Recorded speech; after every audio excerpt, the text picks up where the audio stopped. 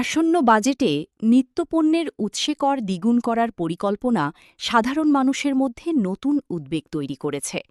প্রস্তাব অনুযায়ী স্থানীয় ঋণপত্রের কমিশনের ওপর উৎসে কর 0.50% থেকে বাড়িয়ে 1% করা হতে পারে।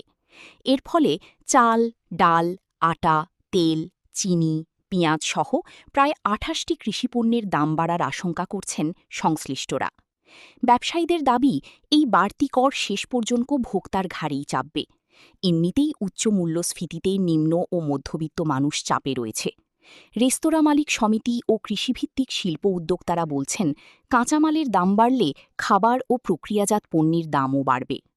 গবেষণা প্রতিষ্ঠান পিপিআরসির তথ্যমতে শহরের পরিবারগুলো এখন আয় অপেক্ষা বেশি খরচ করছে এবং মোট ব্যয়ের বড় অংশই খাদ্যে চলে যাচ্ছে।